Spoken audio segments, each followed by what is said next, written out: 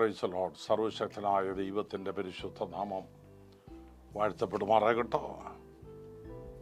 ഇന്നത്തെ ചിന്തയ്ക്കായി 1 ദിനവൃത്താന്തം 17-ാം അധ്യായം 16-ാമത്തെ തിരുവെഴുത്ത് ഇപ്രകാരമുള്ള പടറിയിക്കുന്നു.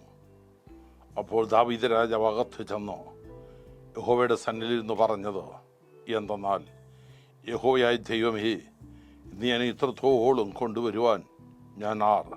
എൻ്റെ ഗ്രഹവും എന്തുള്ള?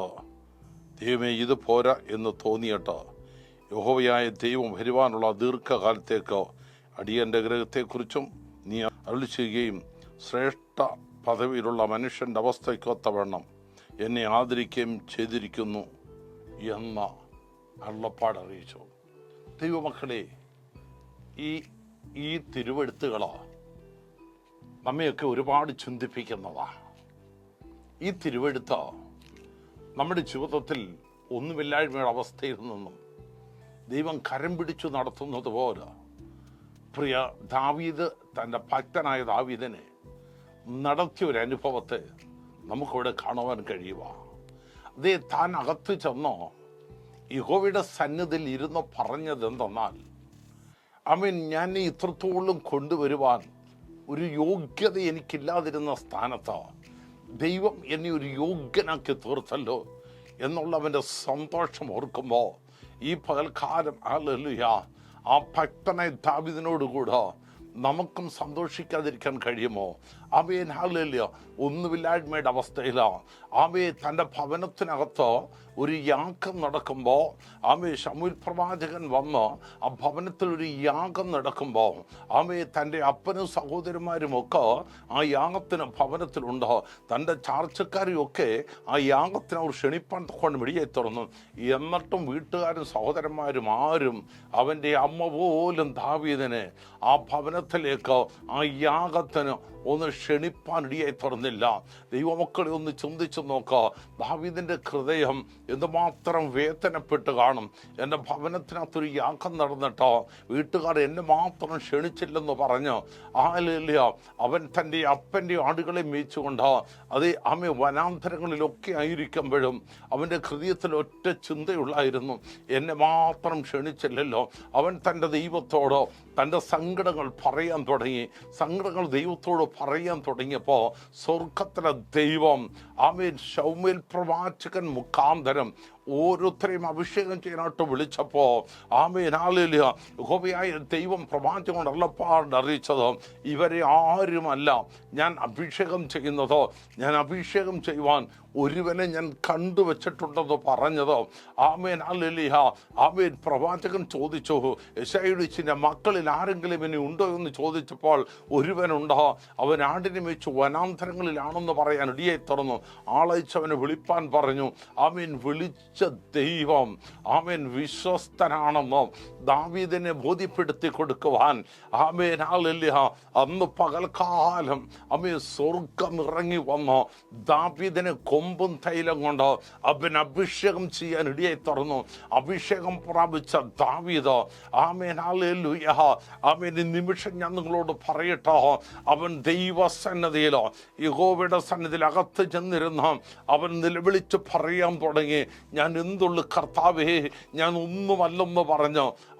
അവൻ നിലത്തോളം ഏൽപ്പിച്ചു കൊടുക്കാൻ തുടങ്ങിയപ്പോൾ സ്വർഗത്തിലെ ദൈവം അവനൊരു ശ്രേഷ്ഠ മനുഷ്യന്റെ പദവിക്കൊത്തവണ്ണം തൻ്റെ ഭക്തനെ ആദരിപ്പാൻ തക്കോണം ഇടിയായി തുറന്നെങ്കിൽ ദൈവമക്കൾ ഓർത്തു നോക്കുക. നാം ദൈവത്തോട് പ്രാർത്ഥിക്കുന്നവരാണോ? നാം ദൈവത്തിൻ്റെ അഭിഷേകം പ്രാപിച്ചവരാണോ? നാം ദൈവ സാന്നിധ്യം അനുഭവിക്കുന്ന വ്യക്തി ജീവിതങ്ങളാണോ? എങ്കിൽ ഇന്ന് പകൽ ഈ നിമിഷം ഒന്ന് ഓർത്തു നോക്കുക. ഒരിക്കലും നിന്റെ ദൈവം നിന്നെ കൈവിട്ട് കളയത്തില്ല. ഒരിക്കലും നിന്റെ ദൈവം നിന്നെ ഉപേക്ഷിച്ച് കളയുന്ന ദൈവമല്ല. നിന്നെ മാനിപ്പാനും ആദരിപ്പാനും തക്കവേണം എൻ്റെ ദൈവം ശക്തനായതുകൊണ്ട് ദാവീദിന് ഒരു ശ്രേഷ്ഠ മനുഷ്യന്റെ പദവി കൊടുത്ത് സ്വർഗത്തിലെ ദൈവം തന്നെ ആദരിപ്പാൻ തക്കോടെ വെടിയായി തുറന്നത്. അത് നമ്മെ ശ്രേഷ്ഠ മനുഷ്യന്റെ പദവി കൊത്തവേണം. എല്ലാവരും തള്ളിക്കളഞ്ഞാലും എല്ലാവരും ഉപേക്ഷിച്ച് കളഞ്ഞാലും ഇന്ന് നിമിഷം ഞാനൊരു ദൂത് വെളിപ്പാട് വിളിച്ച് പറയട്ടെ. കേട്ടോ, നിന്നെ ആദരിക്കുന്ന, നിന്നെ മാനിക്കുന്ന ഒരു ദൈവമുണ്ടെന്ന് ഈ തിരുവെഴുത്തിലൂടെ ദൈവത്തിന്റെ പരിശുദ്ധാത്മാവ് അത് ശക്തമായി ഇടപെട്ട് പറയുക. എല്ലാവരും തള്ളിക്കളയട്ടോ, എല്ലാവരും നിന്നെ കൈവിട്ട് കളയട്ടോ. ആമേൻ. അപ്പനും അമ്മയും വിടട്ടോ, ഒറ്റവരും സ്നേഹിതനും കൈവിട്ട് കളയട്ടോ. എന്നാൽ സ്വർഗത്തിലെ ദൈവം അമ്മേ ഒരിക്കലും ദാവീദേ നിന്നെ കൈവിട്ട് കളയുന്ന ദൈവമല്ല. കാരണം നീ അഭിഷേകം പ്രാപിച്ചവനാ, അത് ദൈവത്തിന്റെ കൃപ പ്രാപിച്ച വ്യക്തിയാ. അങ്ങനെയുള്ളൊരു വ്യക്തിയെ ഒരിക്കലും എൻ്റെ ദൈവം കൈവിട്ട് കളയാതെ സ്വർഗത്തിലെ ദൈവം ദാവീദിനെ മാനിപ്പാൻ തക്കോണം ഇടിയെ തുറന്ന ഒരു ശ്രേഷ്ഠ മനുഷ്യന്റെ പദവിക്ക് അവൻ ഒരിക്കലും ആഗ്രഹിച്ചതല്ല, അവൻ ഒരിക്കലും സ്വപ്നം പോലും കാണാത്ത ഒരു ശ്രേഷ്ഠ പദവി അവൻ ഇസ്രായേലിന്റെ രാജാവായിട്ട് സ്വർഗത്തിലെ ദൈവം അവനെ അഭിഷേകം ചെയ്തിട്ടുണ്ടെങ്കിൽ ഇന്ന് പകല് ദൈവാത്മാവ് പറയുന്നു, നിന്നെ ശ്രേഷ്ഠമായിട്ട് ദൈവത്തിന് മാനിക്കുവാൻ ഒരു പദ്ധതി ഉണ്ടോ. ചിലരുടെ മുമ്പിൽ നിന്നെ ആദരിപ്പാൻ ദൈവത്തിനൊരു പദ്ധതി ഉണ്ടോ. നിന്നെ തള്ളിക്കളഞ്ഞവരുടെ നടുവിൽ ഞാൻ നിന്നെ എഴുന്നേൽപ്പിക്കുന്ന ദൈവമാണെന്ന് ഈ പകൽക്കാലം ഒന്ന് ഏറ്റെടുക്കാൻ കഴിയുമോ? നിന്നെ തള്ളിക്കളഞ്ഞവരുടെ മുമ്പിൽ, നിന്നെ കുറ്റമുതിച്ചവരുടെ മുമ്പിലാ ഞാൻ നിന്നെ മാനിക്കുന്ന ദൈവമാണെന്നുള്ള ഈ ദൈവിക ദൂതുകളെ ഏറ്റെടുക്കുവാൻ സ്വർഗത്തിലെ ദൈവം പറയുന്നു, ഞാൻ നിന്നെ അവരുടെ മുമ്പിൽ ആദരിക്കും. ആമേൻ. ഹല്ലേലൂയ. ഇപ്പൊ സഹോദരന്മാർ അവൻ്റെ അടുക്കൽ വന്ന് തുടങ്ങി, അവൻ്റെ അപ്പനവൻ്റെ അടുക്കൽ വന്ന് തുടങ്ങി. എല്ലാവരും തള്ളിക്കളഞ്ഞ ദാവീദിന്റെ ജീവിതത്തിൽ ഒരർത്ഥമുണ്ടായി എന്ന് ബോധ്യപ്പെട്ടപ്പോ തള്ളിക്കളഞ്ഞവരെല്ലാം അവൻ ഇപ്പോൾ പറയാ, ദൈവം അവനെ ആദരിച്ചല്ലോ. ഇന്ന് പകൽക്കാലം ആദരിക്കുന്ന ദൈവത്തിന്റെ കരങ്ങൾ ഏൽപ്പിച്ചു കൊടുക്കുന്ന ദൈവമക്കളെ, ഞങ്ങളുടെ ഈ തിരുവെഴുത്തുകൾ നിങ്ങൾ ഏറ്റെടുത്താൽ നിശ്ചയമായും സ്ഥിതി മാറ്റുവാൻ കഴിയുന്ന ഒരു ദൈവമുണ്ട്.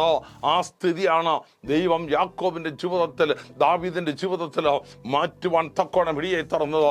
ആ ദൈവത്തിന്റെ പ്രവൃത്തി ഒരിക്കൽ കൂടെ വെളിപ്പെടുവാൻ തക്കവണ്ണം നമുക്ക് ദൈവകരങ്ങൾ ഏൽപ്പിക്കാം, കണ്ണുകളി അടയ്ക്കാം, പ്രാർത്ഥിക്കാം. പരിശുദ്ധനായ ഞങ്ങളുടെ ദൈവമേ, ഒന്നുമില്ലായ്മയുടെ അവസ്ഥയിൽ നിന്നും അപ്പൻ്റെ ആടുകളെ മേയിച്ചുകൊണ്ടിരുന്ന സ്ഥാനത്തുനിന്നും സ്വർഗത്തിലെ ദൈവം തന്നെ കണ്ടു വിളിച്ചിറക്കി.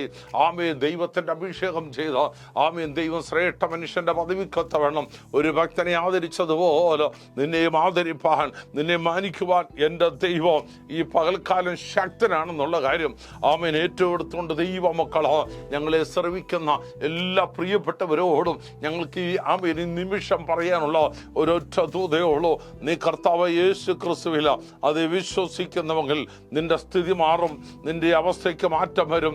മറ്റുള്ളവരുടെ മുമ്പിൽ നിന്നെ ആദരിപ്പാൻ എൻ്റെ കർത്താവ് ശക്തനായി കൂടെയുണ്ട്. ആ കർത്താവ് ഈ പൽക്കാലം നിങ്ങളെ അനുഗ്രഹിക്കട്ടെ എന്ന് പറഞ്ഞുകൊണ്ട് ഞാൻ എൻ്റെ വാക്കുകൾക്ക് വിരാമം കുറിക്കുന്നു. സ്വർഗ്ഗം നിങ്ങളെ എല്ലാവരെയും അനുഗ്രഹിക്കട്ടെ.